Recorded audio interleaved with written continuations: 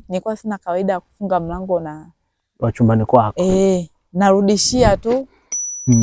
Unajua hawezi kuja mtu kwa sababu mchungaji kawa na mke wake, hamna mtu mwingine wa kuingia. Ndio, nikakuta mlango umefunguliwa, ghafla mtu huyo hapa.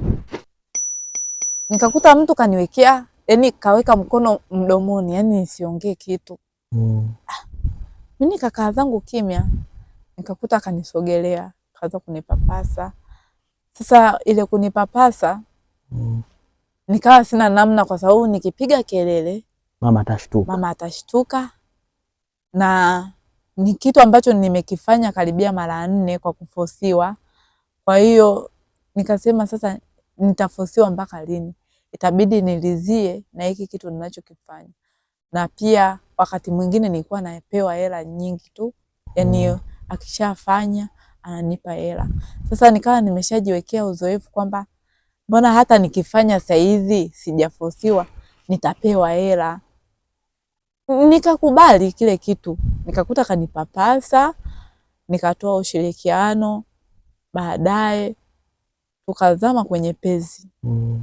Nikampa ushirikiano, alivyomaliza akainuka, akasema leo nimeenjoy sana. Yaani nimeshazoea na kufosi, yaani hata nikikugusa unakuwa unanitoa mkono hivyo.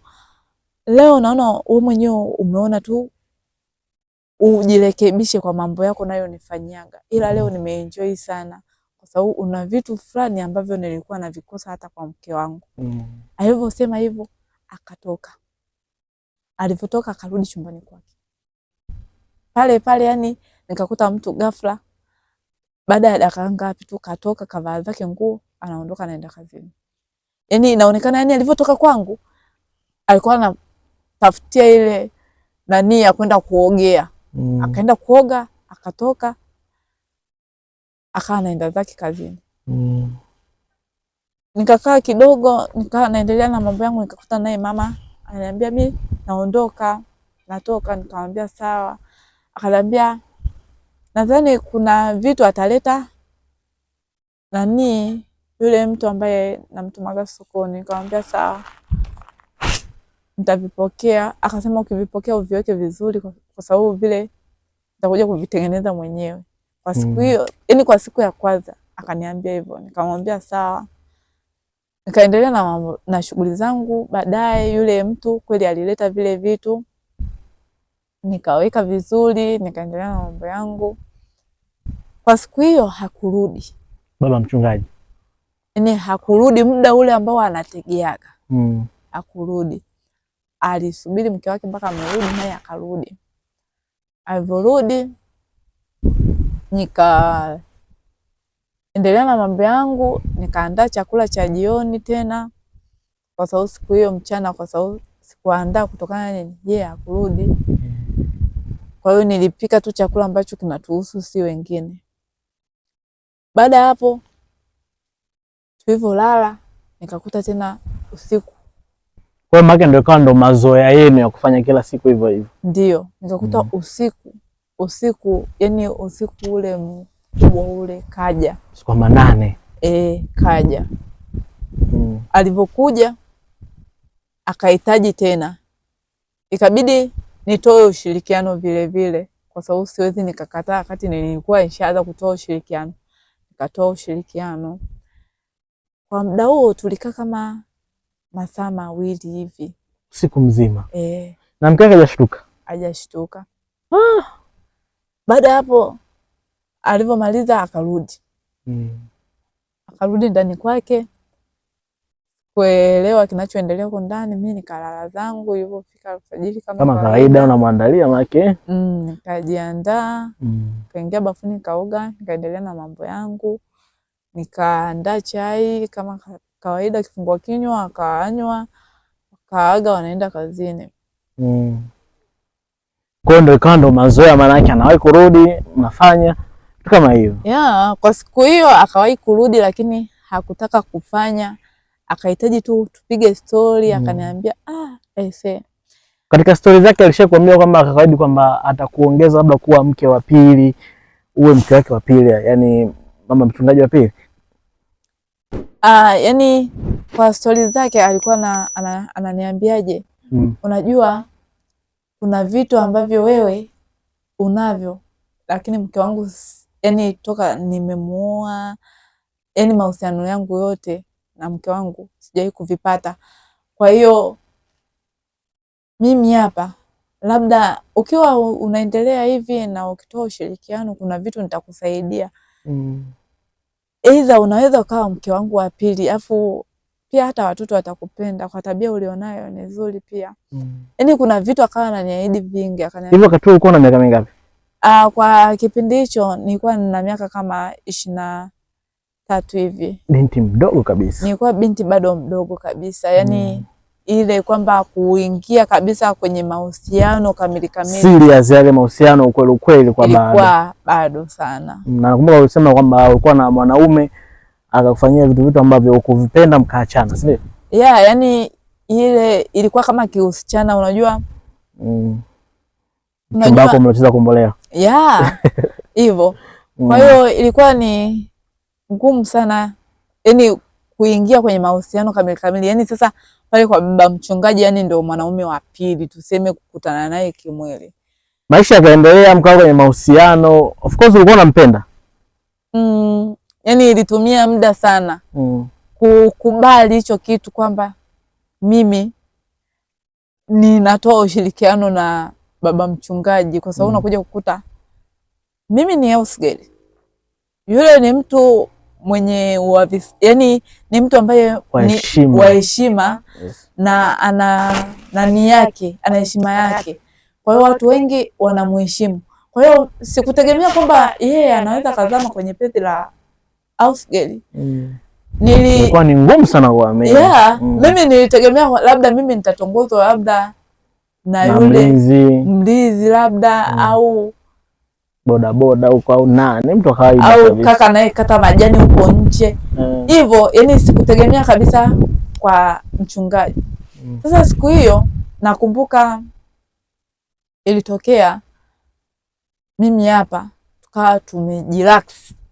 Yani kawahi kurudi tumerelax. Kabla hujafika huko, mtazamaji wangu, unajua unafuatilia story hii na of course tunapiga story na huyu mwanadada kama tulivyokuambia hapo mwanzo, alikuwa anafanya kazi kwa mchungaji na vitu vingi vimetokea hapo kwenye swala zima la mahusiano. Alizaa mapenzini na penzi la mchungaji. Mchungaji akawa anamsifia sana, kama haujasikia iliyopita, maana alikuwa anamsifia sana kwamba yeye ni mzuri, vitu kama hivyo. Kuna vitu ambavyo alikuwa anapata kwake kwa mke wake hajavipata. Kama ni mara yako ya kwanza, of course make sure chini ya video hii kuna maandishi mekundu hapo ama meusi imeandikwa subscribe. Make sure unabonyeza hapo kisha unabonyeza alama kengele. Hiyo ndio kupata update kibao ambazo tunakusogezea hapa kila siku. Tunataka kupiga naye story tuweze kujua.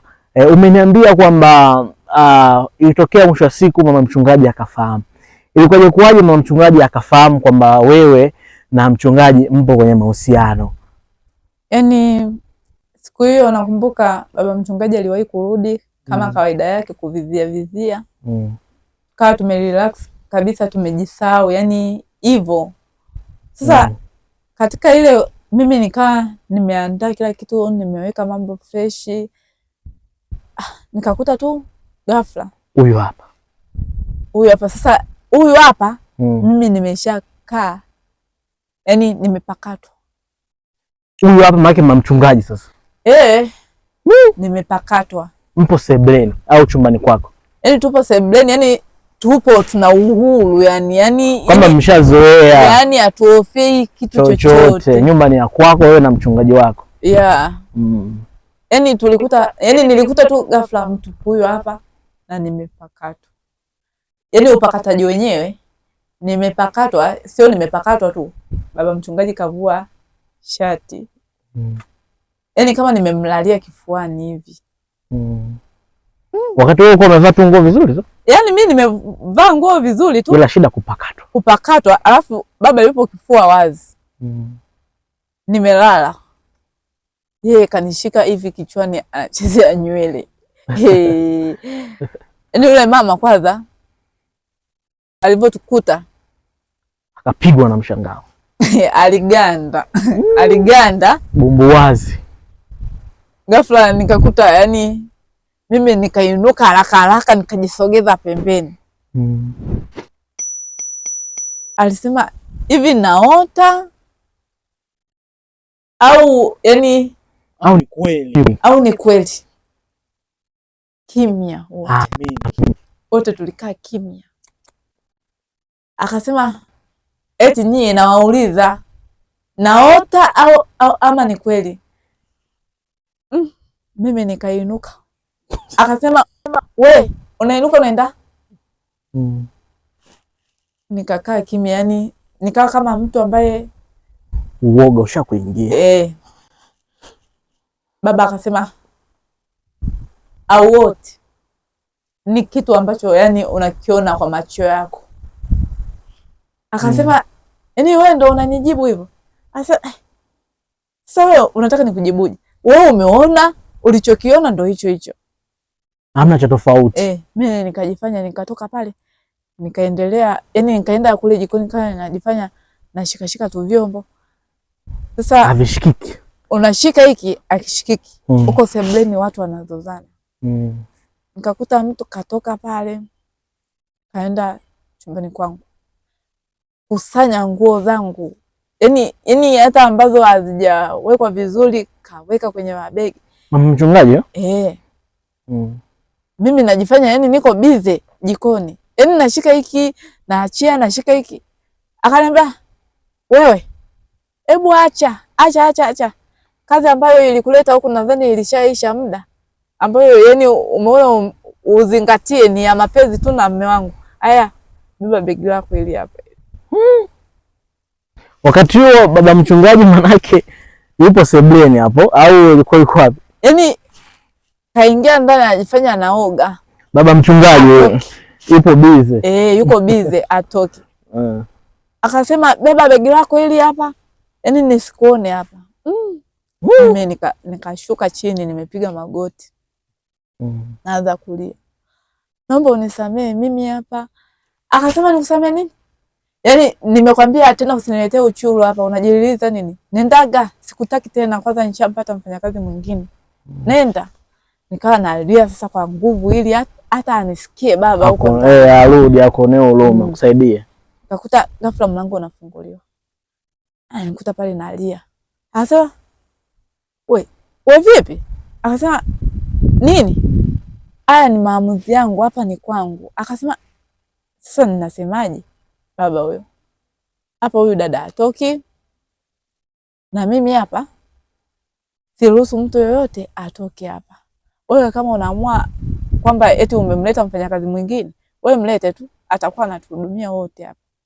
Akasema, hivi wewe mwanaume una shida gani? Umekosa nini? Yaani mimi hapa nimlete mdada wa kazi afu wewe utoke naye, yaani kitu gani ambacho umekosa kwangu? Akaa anafoka mama. Mimi hapo toka nilipopigaga magoti nalia, yule baba akasogea kwangu akaninyenyua, akasema hebu acha kulia na wewe, unalia vitu vidogo kabisa hivi anakutisha huyu, acha kulia, wewe ndo utamu wangu sijui na nini. Mama yule akaanza kulia, yaani mimi unanidhalilisha mbele ya mfanyakazi. Akawa anafoka. Mama akanyanyua begi akaenda kutupa nje. Mimi hapo sasa nalia kwa sababu nishajua hapa hata akinitetea vipi kimeshanuka, na mama kashatupa nguo nje, itabidi niondoke tu. Sasa naondokaje? Wakati huo mwanamke baba mchungaji anakutetea kwamba ubaki. Baba ananitetea mimi nibaki. Anaambia wewe hamna kuondoka hapa, unaondokaje wewe? Huwezi kuondoka. Nikamwambia lakini mama akasema hivyo. Wewe mwenyewe unaona kitu ambacho tumekifanya pale, wewe unafikiri amefurahishwa nacho? Akasema tulia wewe. Tulia wewe. Mimi hapa ndo cha kukubali. Yaani hamna, huwezi kuondoka kabisa. Sasa mimi nikawa natoka nje.